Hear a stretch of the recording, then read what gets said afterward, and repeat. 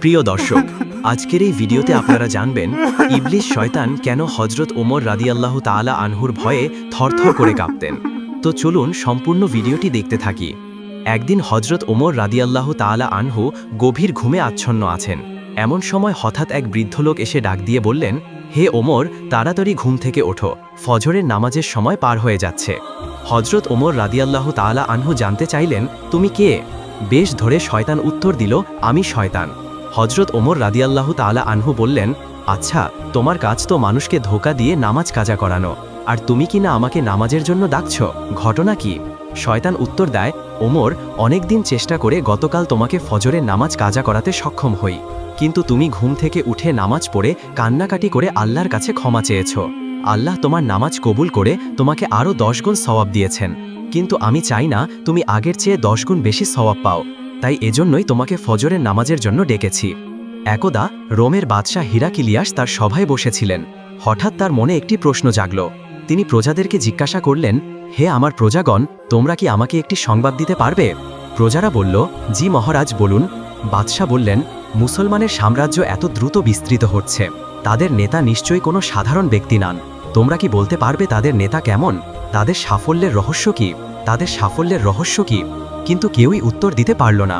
তখন বাদশাহ এক দূতকে ডাকলেন এবং বললেন, তুমি এখন মদিনায় যাও এবং মুসলমানদের নেতার আচার আচরণ, জীবনযাপন ও শাসন ব্যবস্থা সব বিস্তারিত জেনে আসো। আদেশ পেয়ে দূত দ্রুতগামী ঘোড়ায় চড়ে মদিনার উদ্দেশ্যে রওনা দিল।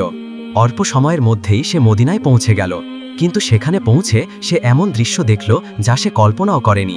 সে ভেবেছিল বিশাল রাজপ্রাসাদ দেখবে, অসংখ্য প্রহরী দেখবে, কিন্তু সে দেখল মুসলিম সাম্রাজ্যের খলিফা হযরত ওমর রাদিয়াল্লাহু তাআলা আনহু সাধারণ পোশাকে একটি গাছের নিচে মাটিতে শুয়ে বিশ্রাম নিচ্ছেন। দূতের নিজের চোখে বিশ্বাস হচ্ছিল না। সে লোকদের জিজ্ঞাসা করল, ইনিই কি তোমাদের খলিফা? লোকেরা বলল, জি, তিনি অর্ধজাহানের খলিফা হযরত ওমর রাদিয়াল্লাহু তাআলা আনহু। দূত হতভম্ব হয়ে তার কাছে গিয়ে বলল, হে খলিফা, আপনি ভয় পান না, আপনার আশেপাশে তো কোনো প্রহরী নেই, গাছের নিচে একা শুয়ে আছেন, যদি কোনো শত্রু এসে আক্রমণ করে? হযরত ওমর রাদিয়াল্লাহু তাআলা আনহু মুচকি হেসে বললেন, আমি জনগণের ওপর অত্যাচার করিনি, আমি ন্যায় বিচার প্রতিষ্ঠা করেছি। যারা ন্যায়ের পথে চলে তাদের প্রহরীর দরকার হয় না। দূত কিছু না বলে রাজ্যে ফিরে গেল। ফিরে গিয়ে বাদশাহকে সব জানালো। বাদশাহ বিস্মিত হয়ে জিজ্ঞাসা করলেন, তুমি কি তার সঙ্গে কথা বলেছ? দূত বলল, জি, তিনি জানিয়েছেন তিনি ন্যায় প্রতিষ্ঠা করেছেন, তাই কোনো পাহারার প্রয়োজন নেই। বাদশাহ কিছুক্ষণ চিন্তা করে বললেন, এ নিশ্চয়ই মহান জ্ঞানীর লক্ষণ, আমি তার জ্ঞান পরীক্ষা করব। তিনি দূতের হাতে একটি চিঠি দিলেন এবং বললেন, এই চিঠি ওমরের হাতে দেবে এবং তাকে একটি প্রশ্ন মুখে জিজ্ঞাসা করবে, আল্লাহ কোন জিনিস দেখেন না? যদি তিনি উত্তর দিতে পারেন তবে আমরা মেনে নিব ইসলাম সত্য ধর্ম। দূত আবার মদিনায় এলো। সে দেখল হযরত ওমর রাদিয়াল্লাহু তাআলা আনহু সঙ্গীদের নিয়ে আলোচনায় ব্যস্ত। হযরত ওমর রাদিয়াল্লাহু তাআলা আনহু দূতকে ডেকে বললেন, হে দূত, এবার কি জন্য এসেছ? দূত সালাম জানিয়ে বলল, হে অর্ধজাহানের বাদশাহ হিরাকিলিয়াস কয়েকটি প্রশ্ন পাঠিয়েছেন এবং একটি প্রশ্ন মুখে করতে বলেছেন। আপনি উত্তর দিতে পারলে তিনি ইসলাম গ্রহণ করবেন। দূত প্রশ্নগুলো বলতে শুরু করল।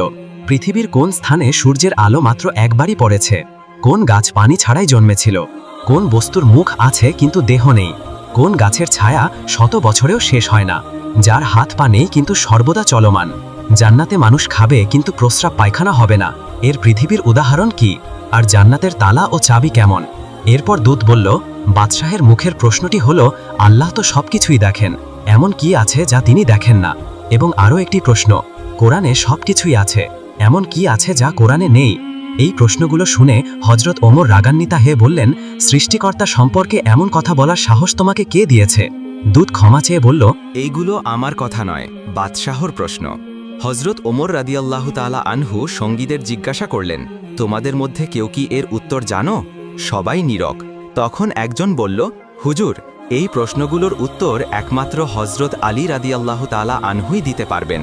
দূতকে হযরত আলী রাদিয়াল্লাহু তাআলা আনহুর কাছে পাঠানো হলো। দূত সব প্রশ্ন একে একে বলল। হযরত আলী রাদিয়াল্লাহু তাআলা আনহু উত্তর দিতে লাগলেন। হযরত মুসা আলাইহিস সালামের জন্য সমুদ্রের যেই পথ সৃষ্টি হয়েছিল সেখানে সূর্যের আলো মাত্র একবারই পড়েছিল। হযরত ইউনুস আলাইহিস সালাম মাছের পেট থেকে মুক্ত হওয়ার পর আল্লাহর রহমতে পানি ছাড়াই একটি লাউ গাছ জন্মেছিল। জাহান্নামের আগুনের মুখ আছে কিন্তু দেহ নেই। জান্নাতের তুবা বৃক্ষের ছায়া শত বছরেও শেষ হবে না। নদীর হাত পা নেই, কিন্তু সে সব সময় চলমান। শিশু মাতৃগর্ভে খাদ্য গ্রহণ করে, কিন্তু প্রসাব পায়খানা হয় না।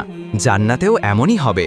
জান্নাতের তালা ও চাবি হল তাওহিদের সাক্ষ্য, লা ইলাহা ইল্লাল্লাহ। তারপর হজরত আলী রাদিয়াল্লাহু তাআলা আনহু বললেন, আল্লাহ স্বপ্ন দেখেন না, কারণ তিনি কখনো ঘুমান না এবং তন্দ্রাচ্ছন্ন হন না। আর কোরআনে যা নেই তা হল মিথ্যা, কোরআনে মিথ্যা নেই।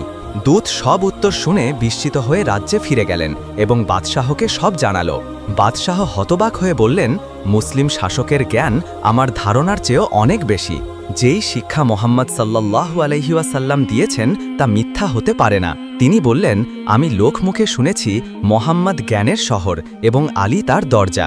হে লোক সকল, শুনে রাখো, মোহাম্মদের ধর্মই একমাত্র সত্য ধর্ম এবং আমি সাক্ষ্য দিচ্ছি যে মোহাম্মদ সাল্লাল্লাহু আলাইহি ওয়াসাল্লাম আল্লাহর রাসূল। হজরত ওমর রাদিয়াল্লাহু তাআলা আনহুর শাসনকালে একদিন দুইজন সহোদর ভাই এক বালককে টেনে হিঁচড়ে তার দরবারে নিয়ে এলো।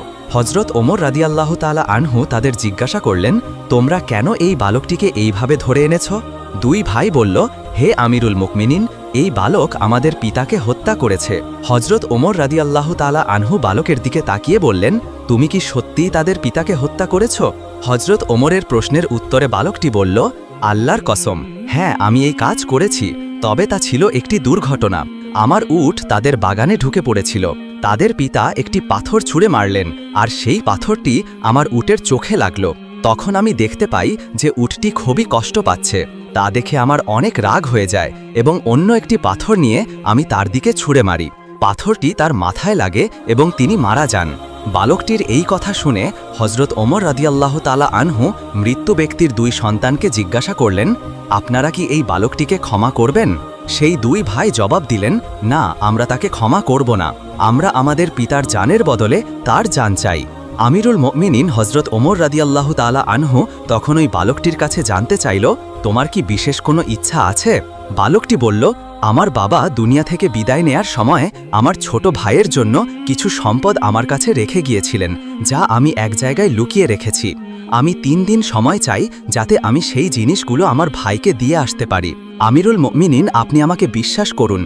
তখন হজরত ওমর রাদিয়াল্লাহু তাআলা বললেন, আমি আপনাকে বিশ্বাস করতে পারি যদি একজন জামিনদার যোগ করতে পারেন, যিনি নিশ্চয়তা দেবে যে আপনি ফিরে আসবেন। বালকটি দরবারের চারদিকে তাকালো। এত মানুষের মধ্যে কেউ তার জন্য জামিনদার হলো না। হঠাৎ দরবারের পেছন থেকে একটি হাত উঠল। কার হাত ছিল এটি? তিনি ছিলেন বিশিষ্ট সাহাবী হজরত আবু যার গেফারি রাদিয়াল্লাহু তাআলা আনহু। তিনি বললেন, আমি তার জামিনদার হব।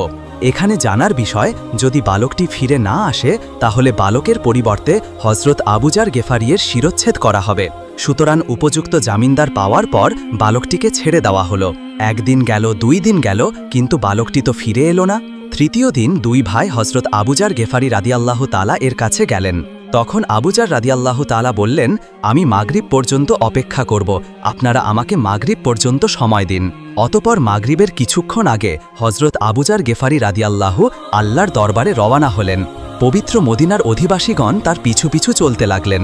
সকলেই দেখতে চান আজ কি হতে চলেছে। সত্যিই কি হজরত আবু যার গেফারিকে বালকের পরিবর্তে মৃত্যুদণ্ড দেওয়া হবে? চারদিকে পিন পতন নীরবতা। হঠাৎ মাগরিবের আজান হওয়ার কিছুক্ষণ আগে সেই বালক চিৎকার দিয়ে দৌড়ে এসে ওমর রাদিয়াল্লাহু তাআলা এর দরবারে উপস্থিত হল। এই দৃশ্য দেখে সাইয়েদেনা ওমর রাদিয়াল্লাহু তাআলা জিজ্ঞাসা করলেন, হে যুবক, তুমি কেন এসেছ? আমি তো তোমাকে আনার জন্য লোক পাঠাইনি। কোন জিনিস তোমাকে ফিরে আনলো?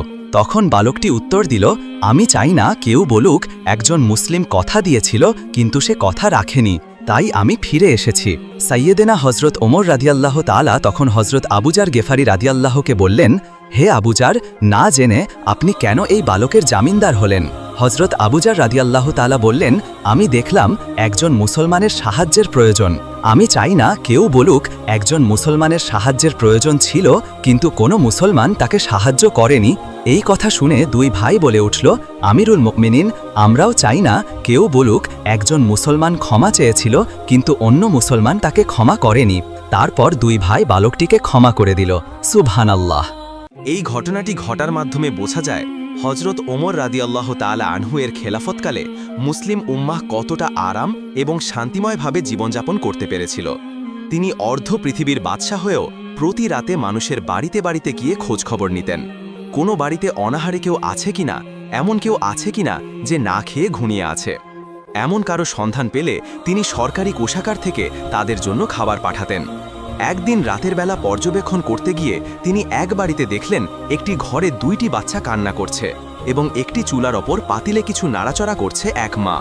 তিনি বাচ্চাদের বলছেন, আর একটু পরেই তোমাদের খাবার হয়ে যাবে। অনেক সময় হয়ে গেল কিন্তু খাবার হচ্ছে না। অবশেষে বাচ্চারা ক্ষুধায় কাঁদতে কাঁদতে ঘুমিয়ে পড়ল। এই দৃশ্য দেখে হযরত ওমর রাদিয়াল্লাহু তাআলা পরিচয় গোপন রেখে সালাম দিয়ে ঘরে প্রবেশ করলেন এবং বললেন, আপনি কি রান্না করছেন আর আপনার ছেলেদের কিছুই খেতে দিলেন না কেন? মহিলা বললেন, আজ আমার ঘরে খাবার ছিল না। বাচ্চারা কান্না করছিল, বারবার খাবার চাইছিল। আমি অসহায় হয়ে পাতিলে পানি দিয়ে নাড়াচাড়া করে অভিনয় করছিলাম যেন খাবার রান্না হচ্ছে। আশা করছিলাম কখন বাচ্চারা ঘুমিয়ে পড়বে। এই কথা শুনে হযরত ওমর রাদিয়াল্লাহু তাআলা সেখান থেকে তাৎক্ষণিক বের হয়ে সরকারি কোষাগার থেকে আটা দিয়ে একটি বস্তা এক সৈনিকের মাধ্যমে তার বাড়িতে পাঠালেন। মহিলা রাত্রিবেলায় সেই আটা দিয়ে রুটি বানিয়ে ছেলেদের জাগিয়ে খাওয়ালেন এবং আল্লাহর দরবারে শুকরিয়া আদায় করলেন। তিনি আমিরুল মুমিনিন হযরত ওমর রাদিয়াল্লাহু তাআলা এর জন্য দোয়া করলেন। একদা হযরত ওমর রাদিয়াল্লাহু তাআলা হাঁটতে হাঁটতে কোথাও যাচ্ছিলেন। কিছু দূর গিয়ে দেখলেন এক বৃদ্ধা কিছু বিড়বিড় করছেন।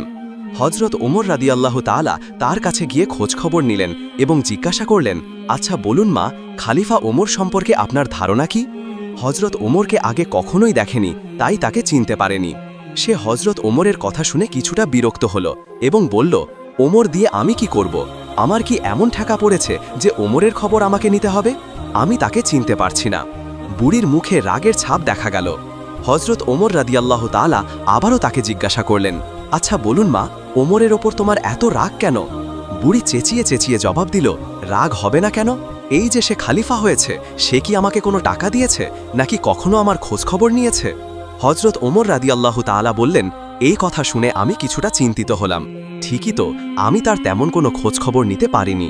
তিনি কিছুটা নরম হয়ে আবারও বললেন, আচ্ছা বলুন মা, আপনি কি অবস্থায় আছেন? বুড়ি উত্তর দিল, কিভাবে জানাবো? তুমি যদি ওমরকে গিয়ে সব বলে দাও। হযরত ওমর রাদিয়াল্লাহু তাআলা আনহু বললেন, কেন? আমি জানতে চাই। বুড়ি বলল, আমার খোঁজখবর তো আমিরুল মুমিনিনের তো নেওয়ার কথা। তিনি তো প্রত্যেকেরই খোঁজখবর রাখার দায়িত্ব রাখেন। হযরত ওমর রাদিয়াল্লাহু তাআলা শান্তভাবে বললেন, আচ্ছা, ওমর খালিফা হওয়ার পর তুমি কষ্ট পেয়েছ। সেই কষ্টের বিনিময়ে তুমি কত টাকা চাও যাতে তুমি ওমরকে মাফ করে দিবে? হযরত ওমর রাদিয়াল্লাহু তাআলা আনহু এর এইসব কথা চলছে। এমন সময় হযরত আলী রাদিয়াল্লাহু তাআলা আনহু ও আব্দুল্লাহ ইবনে মাসুদ রাদিয়াল্লাহু তাআলা আনহু সেখানে হাজির হলেন। তারা হয়তো কোথাও যাচ্ছিলেন। তারা এসে সালাম দিলেন, আসসালামু আলাইকুম। বৃদ্ধা তাজ্জব হয়ে গেল। সে ভয়ে কাঁপতে লাগল, ভাবতে লাগল, হযরত ওমরের সামনে আমি এত গালমন্দ বলেছি। তখন সে অনুতপ্ত হয়ে গেল। হযরত ওমর রাদিয়াল্লাহু তাআলা আনহু বৃদ্ধাকে সান্ত্বনা দিলেন এবং আর হাতে 5টি স্বর্ণমুদ্রা দিয়ে বললেন, বুড়িমা, তুমি এই চামড়ায় লিখে দাও যে কিয়ামতের দিনে আমার ওমরের ওপরে কোনো দাবি নেই। বৃদ্ধা তা লিখে দিলেন। হযরত আলী রাদিয়াল্লাহু তাআলা সাক্ষী হিসেবে দস্তখত করলেন। অপর একদিনের ঘটনা, হযরত উমর রাদিয়াল্লাহু তাআলা আনহু হযরত মুহাম্মদ সাল্লাল্লাহু আলাইহি ওয়াসাল্লামকে অনুসরণ করে কালি লাগানো জামা পরতেন। যখন তিনি মুসলমানদের প্রাণকেন্দ্র বাইতুল মুকাদ্দাস জয় করার জন্য বের হন, তখন তার পরিহিত জামায় 17টি তালি লাগানো ছিল। যখন তিনি জুতো জামা পরিহিত অবস্থায় জেরুজালেমের উদ্দেশ্যে রওনা হলেন, তখন সাহাবাদের মধ্যে থেকে কেউ হযরত আলী রাদিয়াল্লাহু তাআলা আনহুর কাছে বললেন, ইয়া আলী, হযরত উমর রাদিয়াল্লাহু তাআলা আনহু অত্যন্ত আজকের দিনে তিনি তার জুতো কাপড় খুলে ভালো কাপড় পরিধান করুন, কারণ তিনি ইহুদি ও খ্রিস্টানদের দেশে যাচ্ছেন। তারা হয়তো খলিফাকে দেখে বিরূপ মন্তব্য করতে পারে। তারা তিরস্কার করে বলতে পারে যে মুসলমানগণ খলিফার জন্য একজোড়া ভালো কাপড়ের ব্যবস্থা করতে পারেনি। খলিফাকে বোঝাতে গিয়ে হযরত আলী রাদিয়াল্লাহু তাআলা আনহু হযরত ওমরের কাছে গিয়েছিলেন, কিন্তু এমন কথা বলার সাহস পেল না, কারণ হযরত ওমর রাদিয়াল্লাহু তাআলা আনহু এত গরম মেজাজের ছিলেন। তিনি মুখ খুলে বলার চেষ্টা করলেন, কিন্তু কোনোভাবেই বলতে পারলেন না। ফিরে গেলেন সাহাবীদের কাছে এবং নিজের অপারগতা প্রকাশ করলেন। হযরত আলী রাদিয়াল্লাহু তাআলা আনহু বললেন, আমি যখন বলার জন্য তার কাছে গিয়েছিলাম, তখন কথা বলার শক্তি হারিয়েছে। এরপর সাহাবাগণ পরামর্শ করলেন, তাহলে এক কথা খলিফার কাছে কে বলতে পারে? সবাই খেয়াল করলেন হযরত আলী, হযরত হুসাইন এবং হযরত হাসান সহ তারা মিলে 1000 জনের কাছে গেলেন। তখন হযরত আয়েশা রাদিয়াল্লাহু তাআলা বললেন, আমি এই কথা হযরত ওমর রাদিয়াল্লাহু তাআলা আনহুকে বলতে পারবো। অতঃপর তিনি হযরত ওমর রাদিয়াল্লাহু তাআলার বন্ধু আব্দুল্লাহকে ডেকে পাঠালেন হজরত উমর রাদিয়াল্লাহু তাআলা হজরত আয়েশার খবর পেয়ে উপস্থিত হলেন। ভারত উপমহাদেশের বিখ্যাত হাদিস বিশারদ শাহ অলিউল্লাহ মুহাদ্দিস দেলভি রাহমাতুল্লাহ আলাই একটি গ্রন্থে লিখেছেন যে হজরত উমর রাদিয়াল্লাহু তাআলা আনহু মা জননীর সামনে বসে পড়লেন। হজরত আয়েশা রাদিয়াল্লাহু তাআলা আনহা বললেন, হে আমিরুল মুমিনিন, আপনি যেহেতু খ্রিস্টানদের রাজ্যে যাচ্ছেন, এই জন্য আপাতত কালিযুক্ত জামা পরিত্যাগ করে অন্য একটি ভালো কাপড় পরিধান করুন। হজরত আয়েশা রাদিয়াল্লাহু তাআলা আনহার কথা শেষ হতে না হতেই খলিফা উমর রাদিয়াল্লাহু তাআলা আনহু কেঁদে ফেললেন। আয়েশাকে বললেন, আম্মা, আপনি কি আমাকে রাসূলুল্লাহ সাল্লাল্লাহু আলাইহি ওয়াসাল্লাম থেকে দূরে সরিয়ে দিতে চাইছেন? আপনি কি আসলেই সেই দিনগুলোর কথা মনে রাখেন না, যে দিনগুলোতে নবীজি সাল্লাল্লাহু আলাইহি ওয়াসাল্লাম 3 দিন পর্যন্ত উপবাস রেখেছেন? নবী করিম সাল্লাল্লাহু আলাইহি ওয়াসাল্লামের চুলায় তখন আগুন জ্বলে ওঠেন। আয়েশা বললেন, আপনি কি সেই দিনগুলোর কথা মনে রাখেন না, যে নবী করিম সাল্লাল্লাহু আলাইহি ওয়াসাল্লাম জুতো কাপড় পরিধান করেছেন? উমর সেই কাপড় পরে রাসূলুল্লাহ সাল্লাল্লাহু আলাইহি ওয়াসাল্লামের অসহায়ত্বের কথা আলোচনা করতে বের হলেন। হযরত আয়েশা রাদিয়াল্লাহু তাআলা আনহা এবং হযরত হাসান দুজনেই অঝরে কাঁদছিলেন। অতঃপর খলিফা আল মুসলিমিন হযরত উমর রাদিয়াল্লাহু তাআলা আনহু জুতো কাপড় পরিধান করেই মুসলমানদের প্রাণকেন্দ্র বাইতুল মুকাদ্দাস বিজয় করার জন্য রওনা হলেন। হযরত উমর রাদিয়াল্লাহু তাআলা আনহু যখন জেরুজালেম শহরে প্রবেশদ্বারে প্রান্তে পৌঁছালেন, 2 লাখ বর্গমাইলের বিশাল সাম্রাজ্যের খলিফার হাতে উটের রশি বসে আছে। ভীত মুসলিম বাহিনীর সেনাপতি আবু উবাইদা ইবনুল জাররাহ লক্ষ্য করলেন খলিফার গায়ে অতি সাধারণ শতরিক্ত জামা। হযরত উমর রাদিয়াল্লাহু তাআলা আনহু বললেন, আমরা হচ্ছি সেই জাতি যাদেরকে মহান আল্লাহ সুবহানাহু ওয়া তাআলা ইসলাম দ্বারা সম্মানিত করেছেন। আমরা যদি ইসলাম ছাড়া অন্য কোনো উপায়ে সম্মান খোঁজার চেষ্টা করি, তাহলে মহান আল্লাহ আমাদের অসম্মানিত করবেন। প্রিয় দর্শক, এটি ছিল আমাদের আজকের ভিডিও। আমাদের ভিডিওটি কেমন লাগলো একটি লাইক দিয়ে কমেন্ট করে জানাবেন এবং পরবর্তী ভিডিও পেতে আমাদের চ্যানেলটি সাবস্ক্রাইব করবেন। আল্লাহ হাফেজ।